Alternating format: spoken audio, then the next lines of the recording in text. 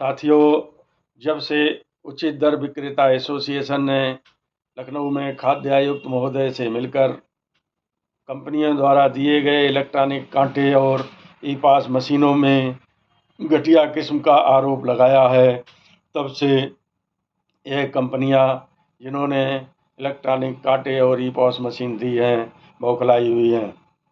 उन्होंने अब राशन विक्रेताओं को इसमें उलझाने के लिए गाइडलाइन जारी की है, जो सरासर राशन विक्रेताओं के साथ एक तरह का धोखा है। सबसे पहले इन कंपनियों ने जो बात कही है उसमें ये कहा है कि EWS यानी कि इलेक्ट्रॉनिक कांटे में यदि किसी तरह की कोई तकनीकी कमी उत्पन्न होती है और कंपनी ये मानती है कि विक्रेता ने इस तकनीकी कमी को किया है, तो कंपनी विक्रेता से 6,000 रुपये उसमें जो भी कमी होगी उसको दूर करने के लिए वसूल करेगी। साथ ही साथ उस कमी को दूर करने के लिए जो सील तोड़नी पड़ेगी, उसे री स्टैंप कराने के लिए जो 450 रुपये लगेंगे, वह भी विक्रेता द्वारा ही भुगतान किए जाएंगे।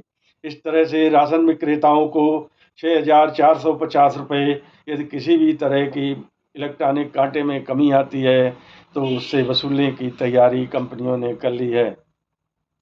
अब दूसरे नंबर पर उन्होंने जो नियमावली दी है उसमें यदि किसी विक्रेता के कांटे का हेड या सील टूटती है तो वह संभालने के लिए आवश्यकता पड़ने पर विक्रेता द्वारा री स्टैंपिंग के 450 रुपये उससे वसूले जाएंगे। यह कंपनी किसी भी हाल में दे नहीं होगी, क्योंकि इनके कांटे इतने घटिया किस्म के हैं जिन्हें उन्हें मालूम है कि इनमें कमियां 1-2 महीने के बाद आना शुरू हो जाएंगी। इसीलिए उन्होंने इस गाइडलाइन को जारी किया है और वह सारा शिकंजा राशन विक्रेताओं पर ही मढ़ना चाहते हैं। स्वयं इससे बिल्कुल पाक साफ रहना चाहते हैं, क्योंकि उचित दर विक्रेता एसोसिएशन ने इनकी कमियों को सिलसिलेवार खाद्य आयुक्त महोदय को बताया था। अब वह उसी सिलसिलेवार नियमावली बनाकर राशन विक्रेताओं पर थोपना चाहते हैं। अब तीसरे नंबर पर आती है कि कांटे को दूसरी जगह लाने और ले जाने का काम जो हमारे विक्रेता भाई करते हैं। किसी ने उनसे यह शिकायत की है कि यह कमियां विक्रेता कांटे को मनमाने तरीके से उठाकर एक से दूसरे स्थान पर ले जाते हैं, इस कारण आती हैं। इस विषय में उन्होंने कहा है कि कांटे को एक ही जगह पर स्थायी रूप से रखा जाए। यदि विक्रेता कांटे को इधर उधर ले जाता है तब उसमें कोई दिक्कत आती है तो इसके लिए संपूर्ण रूप से विक्रेता ही जिम्मेदार होगा।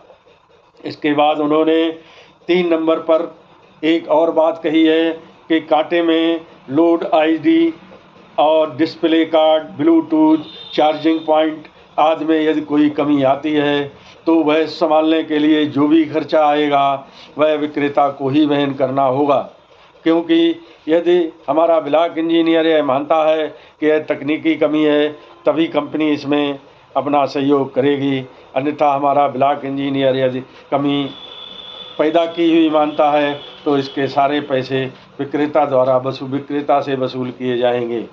इसमें भी राशन विक्रेताओं की गर्दन कंपनियों ने फांसने का काम किया है। इसलिए साथियों, हम इन सब बातों से सावधान रहें और इन कंपनियों को ऐसा मौका न दें कि वह आए दिन हमसे नाजायज़ वसूली करें। इसी क्रम में उन्होंने एक और बात कही है कि किसी भी दशा में यदि सील टूटती है या तोड़ी जाती है कांटे को संभालने के लिए तो स्टैंपिंग शुल्क 450 रुपये किसी भी दशा में कंपनी वहन नहीं करेगी। यह 450 रुपये शुल्क राशन विक्रेता को ही देना होगा। अब इन घटिया किस्म की मशीनों की जांच के लिए जब आवाज़ उठाई गई है तो उन्होंने इस तरह की 4-5 नियमों में राशन विक्रेता को बांधने का काम किया है। आप लोग इससे सावधान रहें और किसी कीमत में कंपनियों को यह मौका न दें कि वह हमारी गर्दन पर हाथ लगा पाए।